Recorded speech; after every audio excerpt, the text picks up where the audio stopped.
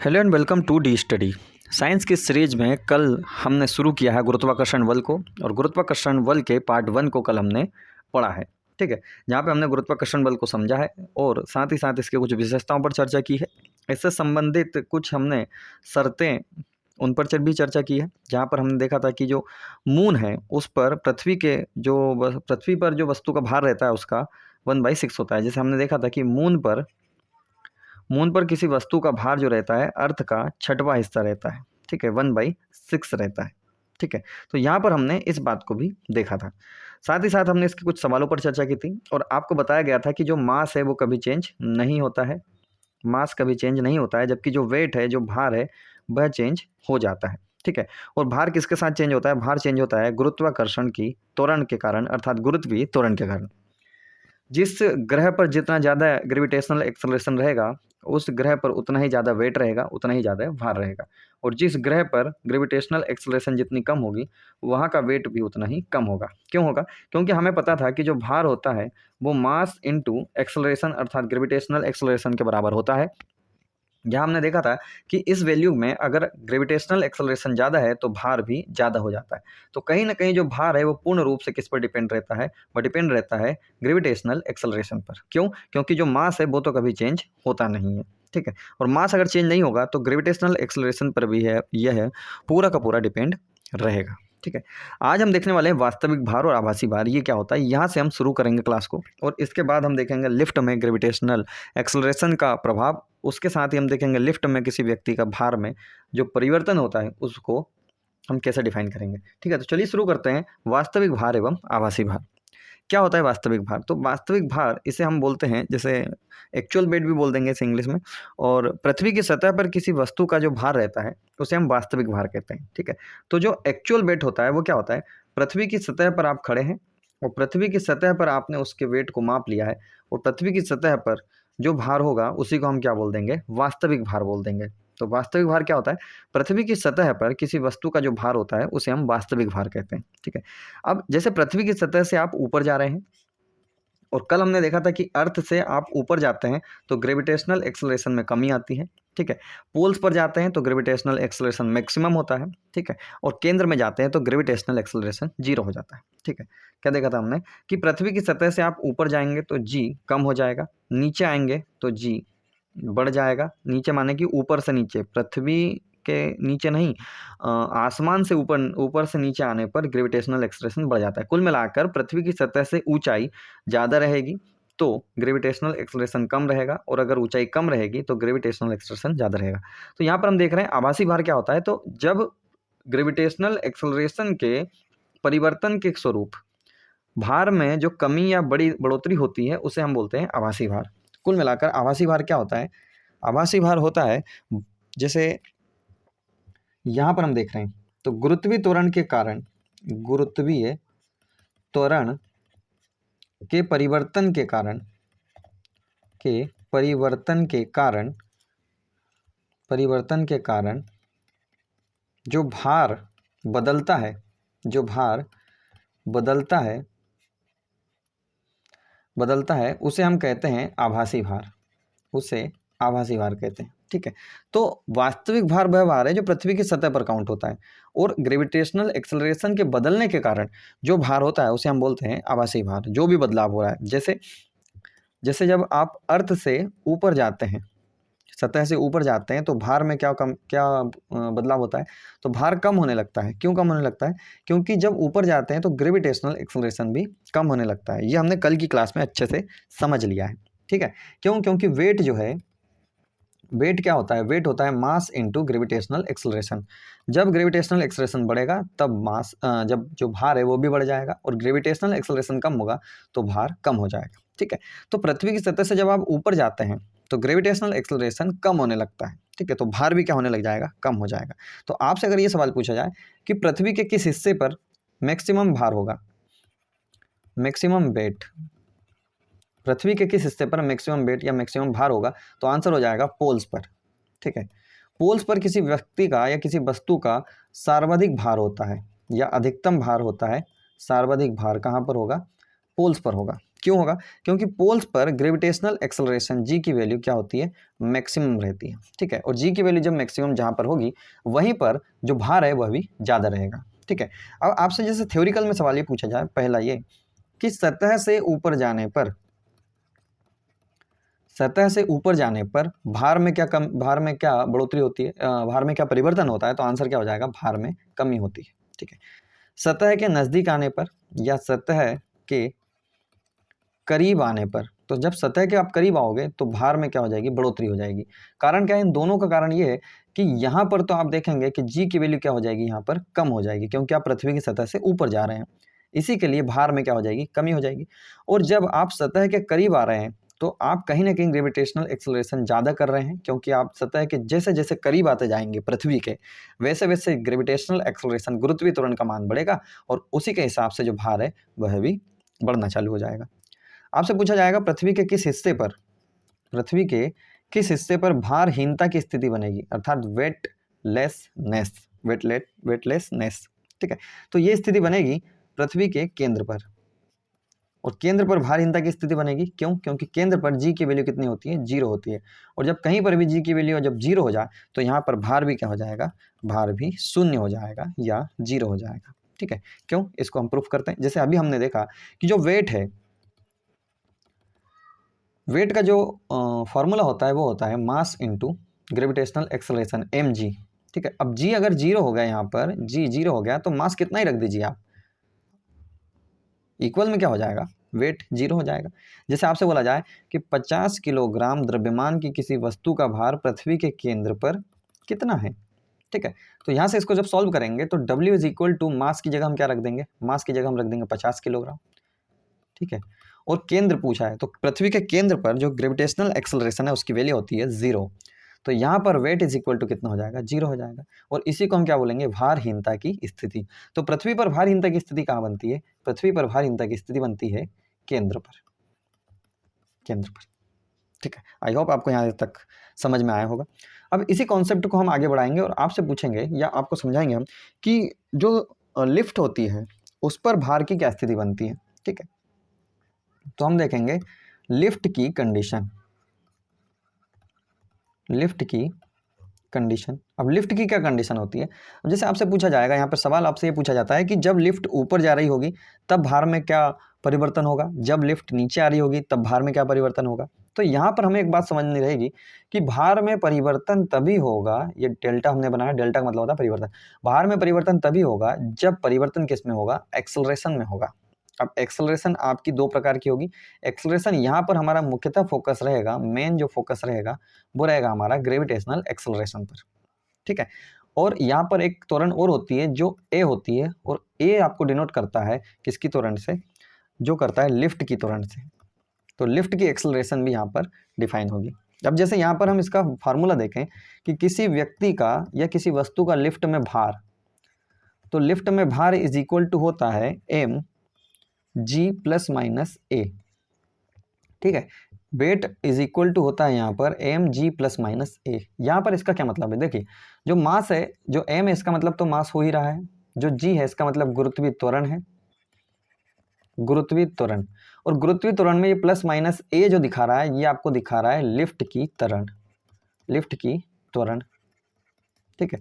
तो इस फॉर्मूले को जब आप समझ जाएंगे तब आपको इसके सारे सवाल बन जाएंगे। इसको हम सरल भाषा में लिख रहे हैं कि भार, लिफ्ट में भार इज इक्वल टू होता है द्रव्यमान मास गुणा जी प्लस माइनस ए। अब ये प्लस माइनस को आप कैसे डिफाइन करेंगे? तो प्लस, जब आप प्लस का यूज तब करेंगे जब जो लिफ्ट है वो त्वरण के साथ ऊपर जा रही होगी, और माइनस का यूज तब करेंगे जब लिफ्ट किसी भी त्वरण के साथ नीचे आ रही होगी, ठीक है। इस स्थिति में आप प्लस माइनस का प्रयोग करेंगे। अब जैसे आपसे बोल दिया जाए कि कोई लिफ्ट है जो किसी एक्सेलरेशन के साथ, किसी त्वरण के साथ ऊपर जा रही है। अब ऊपर जा रही है किसी भी एक्सेलरेशन के साथ, इसका मतलब ये हुआ कि मान लीजिए कि एक्सेलरेशन 2 ही हो गई है, कुछ भी ले लीजिए आप, कुछ भी संख्या मान लीजिए, 1 ले लीजिए, 2 ले लीजिए, आपको माइनस नहीं मानना है क्योंकि ऊपर जा रही है त्वरण के साथ। जब भी लिफ्ट ऊपर जाती है तो हम संख्या को पॉजिटिव लेते हैं, जैसे ये लिखा हमने। जब लिफ्ट ऊपर जाएगी तो हम पॉजिटिव लेंगे, और जब लिफ्ट नीचे आएगी तो हम नेगेटिव लेंगे, ठीक है। मान लीजिए कि 2 मीटर पर सेकंड स्क्वायर की त्वरण से लिफ्ट ऊपर जा रही है, और जब लिफ्ट ऊपर जा रही है तो आपको बताना है कि भार में क्या परिवर्तन होगा। ठीक है, तो यहाँ का एक सवाल ले लेते हैं हम। दो प्रकार के यहाँ पर हम सवाल लेंगे। देखिए देख, यहाँ पर हमारे पास दो प्रकार के सवाल हैं, दो सवाल हैं।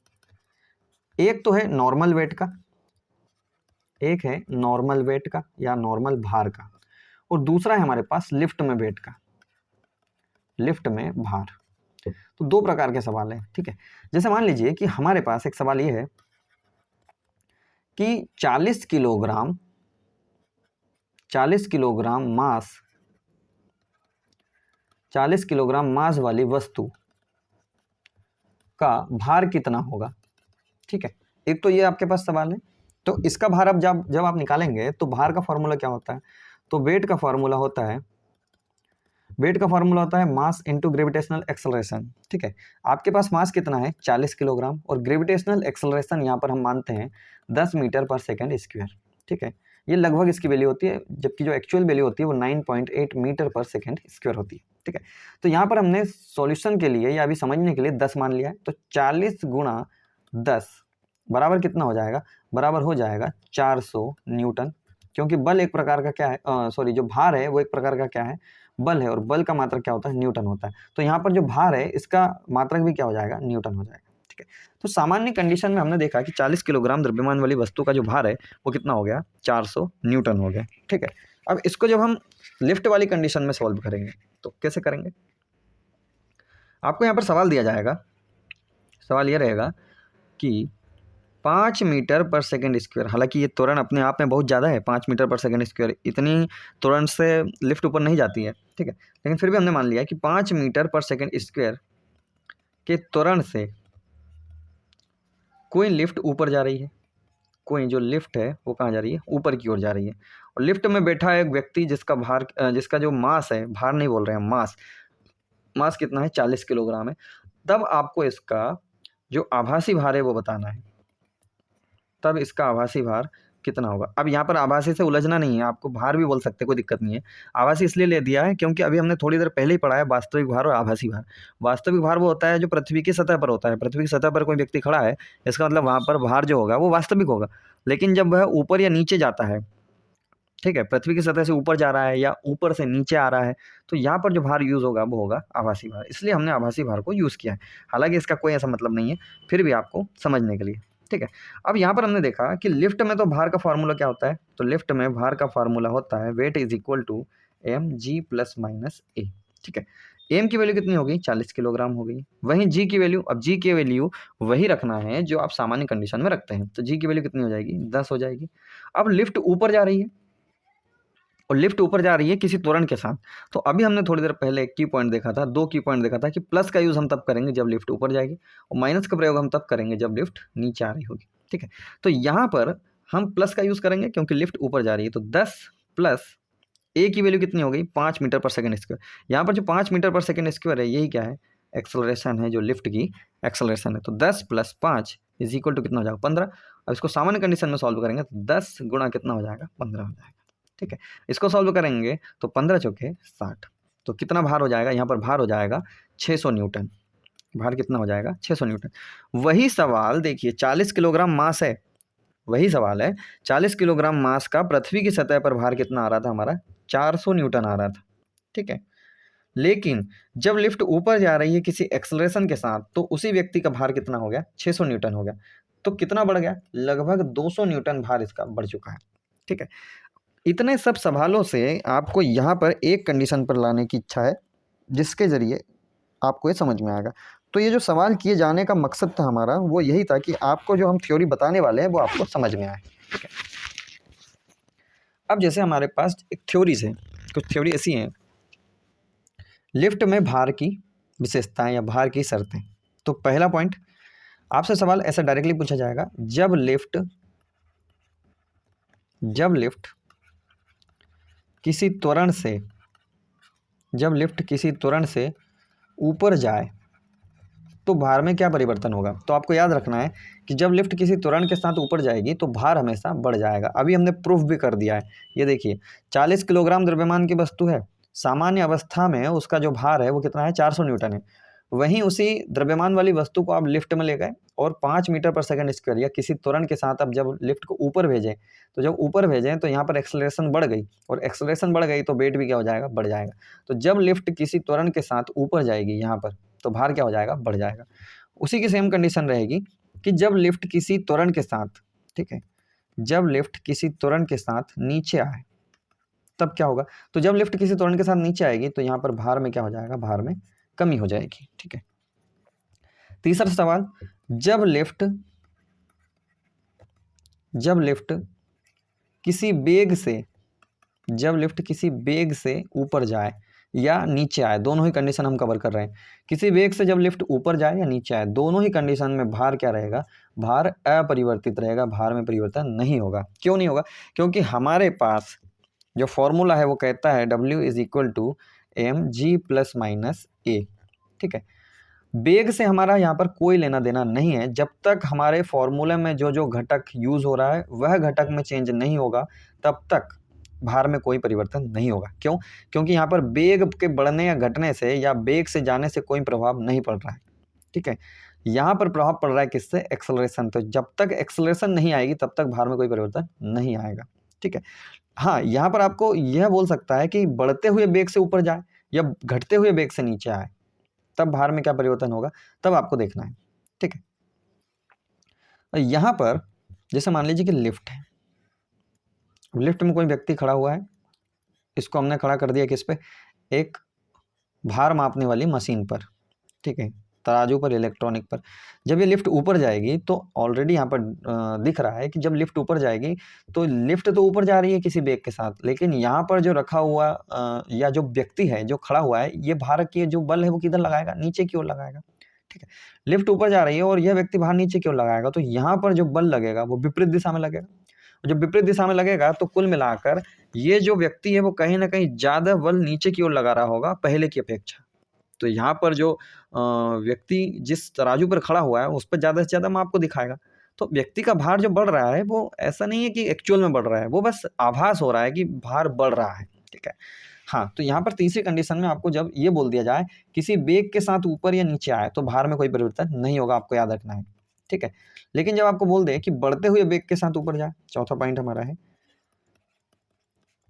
बढ़ते बेग से ऊपर जाए, तब भार में क्या परिवर्तन होगा, तब भार बढ़ जाएगा। ठीक है, जब बढ़ते हुए बेग के साथ ऊपर जाएगा तो भार बढ़ जाएगा, या बढ़ते या घटते हुए बेग से नीचे आएगा तो भी भार क्या हो जाएगा, कम हो जाएगा। ठीक है, तो यहाँ पर इस कंडीशन में तो आज तक सवाल नहीं पूछा गया है। आपको बस इतना ध्यान रखना है कि बेग से यहाँ पर कोई इफेक्ट नहीं पड़ता है जब तक बेग समान है। ठीक है, समान बेग से ऊपर जाने या समान बेग से नीचे आने पर भार में कोई परिवर्तन नहीं होता है। परिवर्तन किससे होगा, केवल और केवल एक्सेलरेशन से होगा। ठीक है, तो जब तक एक्सेलरेशन में कोई चेंज नहीं हो रहा है तब तक भार में भी कोई चेंज नहीं होगा। ठीक है, अगर आपसे यहाँ पर पूछ दिया जाए कि जो लिफ्ट है उसमें भारहीनता की स्थिति कब बनेगी, ठीक है, आपसे पूछा जाएगा, जैसे अगली कंडीशन है हमारी चौथी कंडीशन, भारहीनता की कंडीशन। लिफ्ट की हमारी कंडीशन है, एक सेकेंड, लिफ्ट की हमारी कंडीशन है भारहीनता की कंडीशन। और भारहीनता की कंडीशन कब बनेगी, भारहीनता की कंडीशन तब बनेगी जब लिफ्ट की जो रस्सी है वह टूट जाएगी। देखिए, जो लिफ्ट रहती है ना, ये रस्सियों के जरिए चलती है। यहाँ पर इसके बेरिंग लगे होते हैं, जो भी है, यहाँ से एक रस्सी कनेक्ट होती है जो इसको ऊपर नीचे खींचती है, और जब ये ऊपर नीचे खिंचाती है तब ये लिफ्ट भी ऊपर नीचे होती रहती है। ठीक है, तो यहाँ पर आपको इतना ध्यान नहीं देना, आपको देखना है कि भारहीनता की स्थिति लिफ्ट में कब बनेगी। तो जब लिफ्ट का रस्सा टूट जाता है, जब लिफ्ट का रस्सा टूट जाए या जो यहाँ पर वायर लगे रहते हैं ये टूट जाए, तो लिफ्ट एकदम से नीचे की ओर फिकाती है, और जब नीचे की ओर गिरती है तो यहाँ पर जैसे जैसे वह पृथ्वी के करीब आती जाती है वैसे वैसे उसकी वेलोसिटी क्या होती जाती है, बढ़ती जाती है। ठीक है, तो यहाँ पर जो खड़ा व्यक्ति है वो छत से जाकर चिपकने लगता है, यहाँ छत पर कुछ इस प्रकार से, और जब छत पर जाकर चिपकेगा इसका मतलब क्या हो रहा है, यहाँ पर भारहीनता की स्थिति बन रही है। तो जब भी लिफ्ट में रस्सा टूट जाए तो स्थिति बनती है भारहीनता की, और भारहीनता की स्थिति मतलब है कि जो भार होगा वो कितना हो जाएगा, भार शून्य हो जाएगा। ठीक है, चलिए आगे देखते हैं। तो लिफ्ट में आपको इतनी कंडीशन कम से कम याद होनी ही चाहिए। ठीक है, कुछ की पॉइंट इसी के संबंध में, की पॉइंट आपके पास दो हैं, दो की पॉइंट है। पहला की पॉइंट ये कि जब समान वेग से ऊपर जाए, कोई लिफ्ट समान वेग से ऊपर जाए या नीचे आए तो भार पर कोई प्रभाव नहीं पड़ेगा, आपको एक बात ध्यान रखनी है, ठीक है। समान वेग से ऊपर या नीचे आने पर, ऊपर जाने या नीचे आने पर भार में कोई इफेक्ट नहीं पड़ेगा। आपको अगर त्वरण के साथ बोल दे, किसी त्वरण के साथ ऊपर जा रही होगी तो भार क्या हो जाएगा, बढ़ जाएगा, और किसी त्वरण के साथ नीचे आ रही होगी, किसी त्वरण के साथ नीचे आ रही होगी तो भार क्या हो जाएगा, घटने लग जाएगा। बस आपको ये 2 की पॉइंट याद रखने हैं, इसमें आपके सारे सवाल बन जाएंगे। तो आई होप आपको यहाँ पर लिफ्ट की जो कंडीशन है वो भी अच्छे से समझ में आई होगी। आगे बढ़ के देखेंगे इसके कुछ और कॉन्सेप्ट, ठीक है। आइए अब देखेंगे हम पलायन वेग को, तो जानेंगे पलायन वेग क्या होता है, ठीक है। पलायन वेग मतलब पलायन कर जाना, अर्थात किसी ग्रह को छोड़कर चले जाना। तो यहाँ पर पलायन वेग की हम पहले परिभाषा लिख लेंगे कि वह न्यूनतम वेग, वह न्यूनतम वेग जिससे किसी वस्तु को ऊपर फेंका जाए, जिससे किसी वस्तु को फेंका जाए, जिससे किसी वस्तु को फेंका जाए तो वह गुरुत्वाकर्षण क्षेत्र को पार करके, तो वह गुरुत्वाकर्षण क्षेत्र को पार करके, गुरुत्वाकर्षण क्षेत्र को पार करके अंतरिक्ष की ओर बढ़ जाए, अंतरिक्ष की ओर बढ़ जाए, वो पृथ्वी पर कभी ना लौटे, बढ़ जाए और पृथ्वी पर कभी ना लौटे, तब उसको हम कहते हैं पलायन वेग, ठीक है। तो इस स्थिति को पलायन वेग कहते हैं। यहाँ पर कहना ही चाह रहा है कि जैसे देखिए कि वह न्यूनतम वेग जिससे किसी वस्तु को ऊपर फेंका जाए, और वह इतना ऊपर फेंका जाए, इतना वेग से ऊपर फेंका जाए कि वह गुरुत्वाकर्षण क्षेत्र को पार कर जाए, पार कर जाए, पृथ्वी पर कभी ना लौटे। तो इस प्रकार के जो वेग है उसको हम बोलते हैं पलायन वेग, ठीक है। अब यहाँ पर जो अर्थ है, जैसे अर्थ के रेस्पेक्ट में हम इसको समझेंगे कि अर्थ पर कितना होता है, ठीक है। तो इसकी वैल्यू जो होती है वो अर्थ पर होती है 11.2 किलोमीटर पर सेकेंड। इसका मतलब ये है कि अर्थ से, ये अर्थ है, और अर्थ से किसी वस्तु को अगर 11.2 किलोमीटर पर सेकेंड, 11.2 किलोमीटर पर सेकेंड के वेग से ऊपर फेंका जाए, ठीक है। जब आप इस वेग से किसी वस्तु को ऊपर फेंकेंगे तो यह ग्रेविटेशनल जो क्षेत्र है, उसका एरिया है, उसकी जो लिमिट है, उसको पार कर जाएगा और वह ऊपर की ओर आगे बढ़ जाएगा और यह पृथ्वी पर कभी नहीं लौटेगा, ठीक है। तो इसी को हम बोलते हैं एस्केप वेलोसिटी। तो यह जो एस्केप वेलोसिटी है मास पर डिपेंड नहीं करती है, एस्केप वेलोसिटी मास पर डिपेंड नहीं करती, मतलब किसी वस्तु का मास कितना हो रहा है उससे कोई मतलब नहीं है, ठीक है। आप 10 किलोग्राम की वस्तु को फेंकिए, चाहे 50 किलोग्राम की वस्तु को, आपको फेंकना कितने से पड़ेगा, आपको फेंकना 11.2 किलोमीटर पर सेकंड से ही फेंकना पड़ेगा। क्यों? क्योंकि इसकी जो जैसे फॉर्मूला होता है escape velocity VE is equal to, ये VE है, E फॉर एस्केप और V से velocity, escape velocity is equal to होता है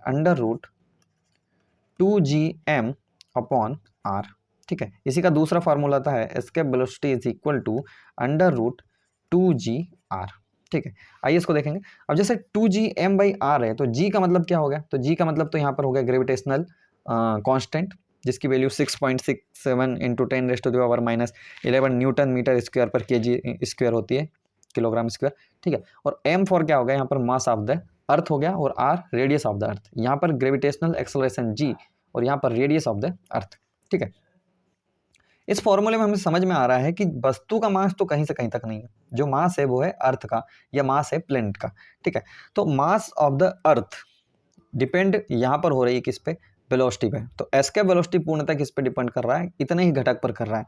इस पूरे फॉर्मूले में, दोनों फॉर्मूले में कहीं भी वस्तु के मास का जिक्र नहीं हो रहा है, और जब इन फॉर्मूले में वस्तु के मास का जिक्र नहीं हो रहा है, इसका मतलब ये है कि वस्तु के मास का जिक्र, तो वस्तु के मास पर कोई इफेक्ट नहीं पड़ेगा, ठीक है। जैसे हम देखेंगे कि एस्केप वेलोसिटी में जो g की वैल्यू है, g की वैल्यू कितनी है, 6.67 इंटू 10⁻⁻11 न्यूटन मीटर स्क्वायर पर kg स्क्वायर।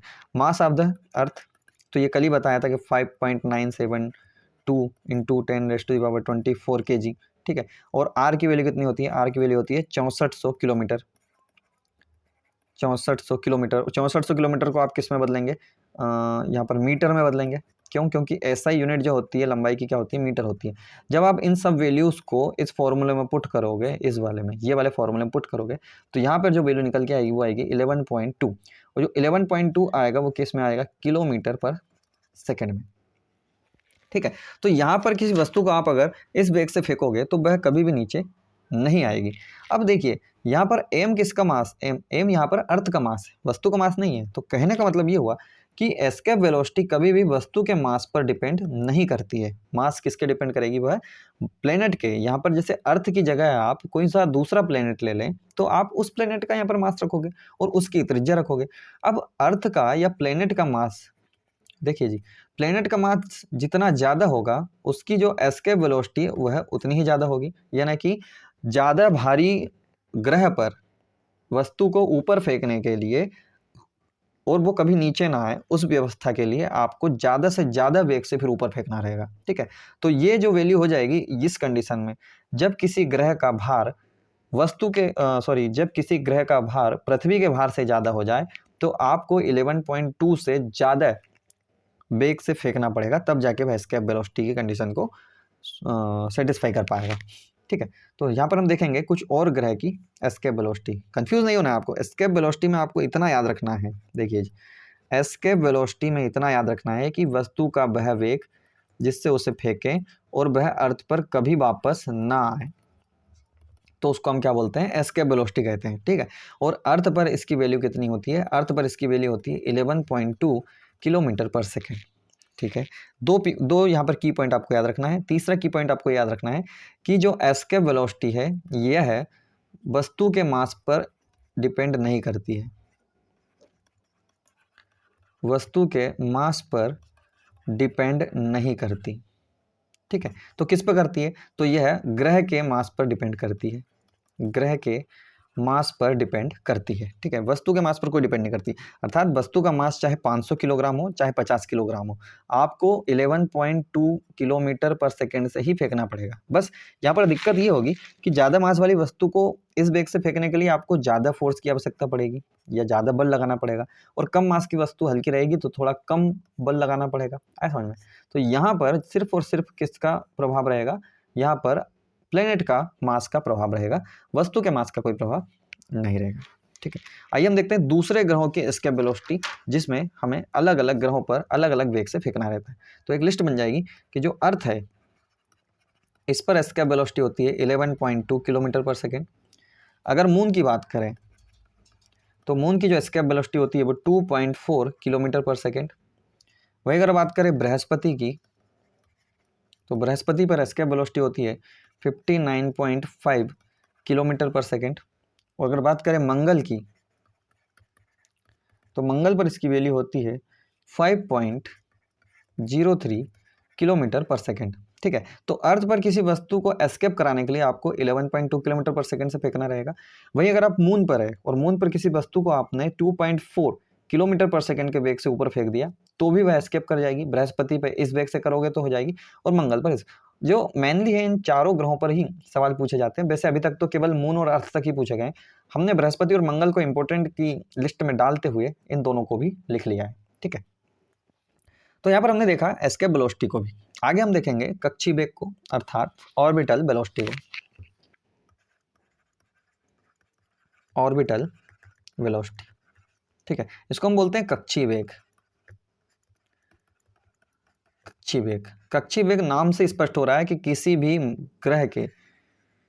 ग्रह की कक्षा पे, जैसे मान लीजिए ये ग्रह है और इसकी एक कोई कक्षा है, ये कोई ऑर्बिट है, इस पर कोई वस्तु अगर जिस वेग से गति कर रही होगी उसी हम बोल देंगे कक्षीय वेग।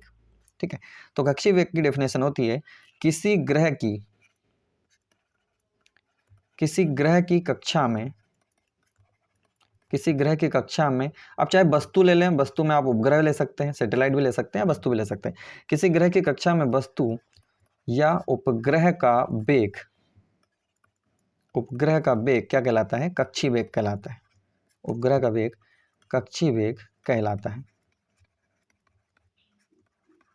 ठीक है, आगे देखेंगे इसको। कक्षीय वेग का फार्मूला क्या होता है? ठीक है, तो कक्षीय वेग का फार्मूला होता है यहाँ पर वी ओ से ऑर्बिटल, वी से वेलोसिटी।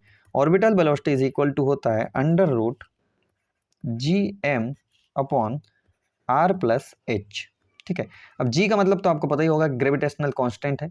एम का मतलब मास, लेकिन मास किसका, तो यहाँ पर मास रहेगा प्लेनेट का। जिस भी प्लेनेट का कोई वस्तु या उपग्रह चक्कर लगा रहा है तो हमें उसी के मास को यहाँ पर कैलकुलेट करना है। तो यहाँ पर जो एम है वो क्या दिखा रहा है आपको, mass of the planet, mass of the planet. R क्या दिखा रहा है आपको, आर दिखा रहा है आपको रेडियस ऑफ द प्लेनेट। जिस प्लेनेट पर आप कक्षी वेग करवा रहे हो उसी जो प्लेनेट है उसी का हमको रेडियस लेना है, तो रेडियस ऑफ द प्लेनेट। ठीक है, और एच क्या है, एच है ऊंचाई उस ग्रह से, उस ग्रह की सतह से जो ऊंचाई होगी। ठीक है, एस है ऊंचाई, उस ग्रह से ऊंचाई। ठीक है, तो ऊंचाई जितनी होगी आपको वो रखना पड़ेगा। ठीक है, तो यहाँ पर हम देख रहे हैं कि ग्रेविटेशनल कांस्टेंट पर निर्भर कर रहा है, मास ऑफ द प्लेनेट पर निर्भर कर रहा है, मास रेडियस ऑफ द प्लेनेट और ऊंचाई पर निर्भर कर रहा है। ठीक है, यहाँ पर भी मास ऑफ द ऑब्जेक्ट या मास ऑफ द सैटेलाइट का कोई इफेक्ट नहीं है। फॉर्मूले में जिस चीज़ का यूज़ नहीं है उस चीज़ का कोई इफेक्ट यहाँ पर नहीं पड़ेगा। तो हम बोल सकते हैं कि ऑर्बिटल वेलोसिटी में जो ग्रह की त्रिज्या है उस पर डिपेंड करता है, सतह से ऊंचाई या दूरी पर निर्भर करता है, और ग्रह के द्रव्यमान पर निर्भर करता है। कौन, ऑर्बिटल वेलोसिटी, इन तीन चीज़ों पर। क्यों, क्योंकि यहाँ पर जी जो है, जी तो कांस्टेंट रहता है, जी कभी चेंज नहीं होता है क्योंकि एक अदिश राशि है। ठीक है, इसके आधार पर कुछ कंडीशन देखेंगे जिसके आधार पर आपसे सवाल पूछे जाते हैं। जैसे आपसे पूछा जाएगा या आपको कुछ कंडीशन समझाते हैं। कंडीशन ये है कि आपके पास कोई भी प्लेनेट है, हमें नहीं पता, कोई भी प्लेनेट ले लीजिए। ठीक है, ये कोई प्लेनेट है, प्लेनेट से ये उसकी ऊंचाई है h, और यहाँ पर कोई सैटेलाइट चक्कर लगा रहा है। ठीक है, कोई सैटेलाइट यहाँ पर चक्कर लगा रहा है। ठीक है, ये कोई सैटेलाइट है जो चक्कर लगा रहा है कुछ इस दिशा में, कहीं पर भी लगा रहा है। ठीक है, अब प्लेनेट हमने मान लिया, थोड़ी देर के लिए हमने अर्थ ही मान लिया है, ये प्लेनेट है अर्थ, और ये जो सैटेलाइट है ये अर्थ का चक्कर लगा रहा है। तो यहाँ पर जिस भी वेलोसिटी से वो आगे बढ़ रहा है उसको हम क्या बोल देंगे, उसको हम उसकी कक्षीय वेलोसिटी कह देंगे, ऑर्बिटल वेलोसिटी कह देंगे, कक्षीय वेग। ठीक है, अब कक्षीय वेग किस किस पर निर्भर करता है, तो कक्षीय वेग यहाँ पर रेडियस ऑफ द अर्थ, यहाँ उसका सेंटर है, किसका, प्लेनेट का यानी कि अर्थ का, और यहाँ से यहाँ तक की दूरी क्या कहलाती है, आर अर्थात रेडियस कहलाई गई। ठीक है, अब यहाँ पर जो फार्मूला होता है ऑर्बिटल वेलोसिटी का, फार्मूला होता है gm/r + h। ठीक है, जो जो घटक इसमें बढ़ेगा वैसे वैसे यहाँ पर ये वैल्यू भी बढ़ेगी। अब यहाँ पर संबंध m का सीधा है ऑर्बिटल वेलोसिटी के साथ, तो यहाँ पर पहला कंडीशन ये हुआ कि ग्रह का मास बढ़ा दें,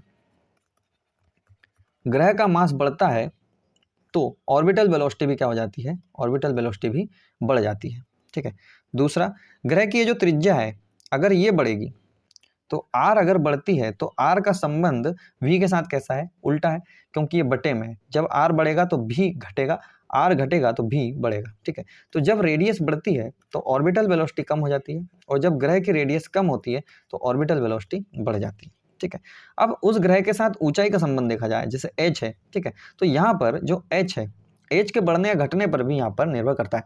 सतह से जिस प्लेनेट की सतह से उपग्रह का या सैटेलाइट का ऊंचाई जितना ज़्यादा होगा वह उतना ही कम वेलोसिटी से घूमेगा, और जितना करीब होगा, मान लीजिए यहाँ की जगह यहाँ पर हो लेकिन एक निश्चित दूरी पर ही हो, ऐसा नहीं कि पृथ्वी पर वापस आ जाए। ठीक है, एक निश्चित दूरी पर ही हो, तो कम से कम दूरी पर अगर वो रहे और उड़ सके तो उस कंडीशन में जितनी कम दूरी होगी उतनी ही वह तेज गति से घूमेगा। ठीक है, तो यहाँ पर हम तीसरी कंडीशन देख रहे हैं ऊंचाई की, अर्थात सतह से हाइट की।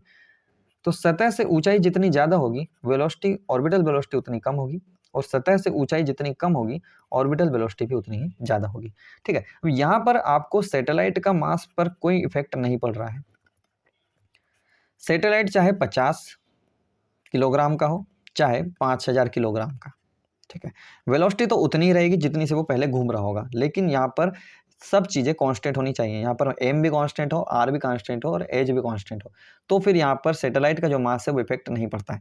कुल मिलाकर आपको इतने पॉइंट याद रखने हैं कि ग्रह का मास बढ़ेगा तो वेलोसिटी बढ़ती है। कुल मिलाकर जो ऑर्बिटल वेलोसिटी है वो ग्रह के मास पर डिपेंड करता है, ऑब्जेक्ट के मास पर डिपेंड नहीं करता है। बस इतना ध्यान रखिएगा, बाकी ये आर + एच तो आपको अभी समझा ही दिया। तो ये था हमारा कक्षीय वेग।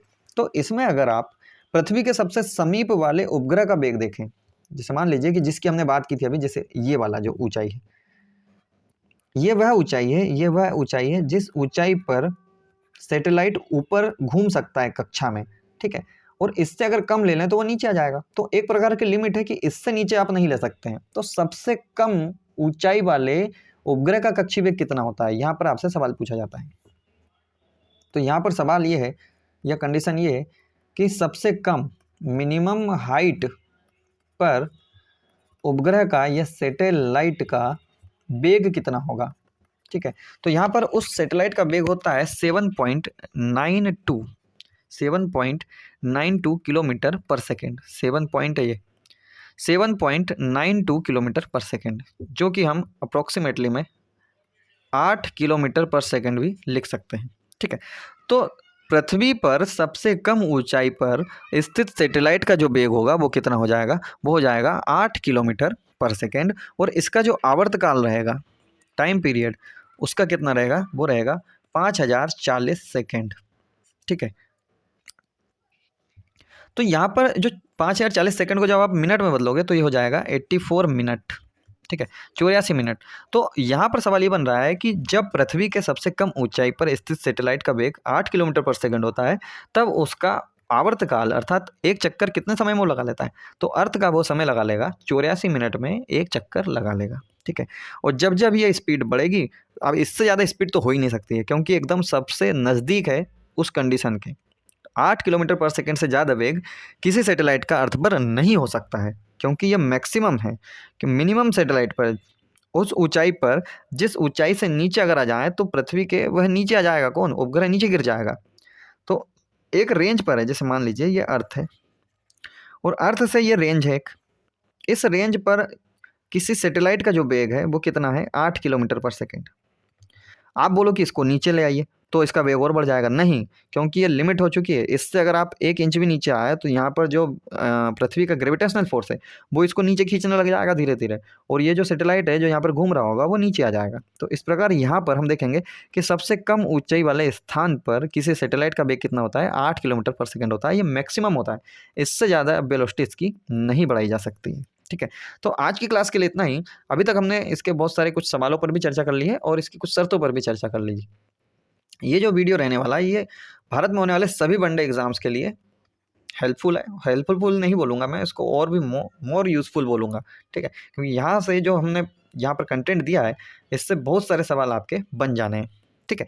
तो यहाँ पर एक पार्ट और अभी ग्रेविटेशनल फोर्स का आएगा, जिसमें हम ग्रहों की गति के नियम देखेंगे, ग्रहों की गति के नियम से संबंधित कुछ उसका इतिहास देखेंगे, और एस्केप वेलोसिटी और यहाँ पर जो ऑर्बिटल वेलोसिटी है इसमें रिलेशन देखेंगे। सैटेलाइट के प्रकार देखेंगे कि सैटेलाइट कितने प्रकार के होते हैं और किस प्रकार से गति करते हैं, ठीक है। द्रव्यमान केंद्र देखेंगे। कुल मिलाकर पार्ट 3 भी आपका यहाँ पर लग जाएगा। तो यहाँ पर आपने इसके कुछ सवालों पर भी चर्चा कर ली है और कंडीशन भी चर्चा कर ली है। वीडियो समझ में आया हो, अच्छा लगा हो कंटेंट, तो सब्सक्राइब जरूर करें, प्लीज़ सब्सक्राइब, ठीक है, लिख भी दिया लिखित रूप में। चलिए आज के लिए इतना है, धन्यवाद।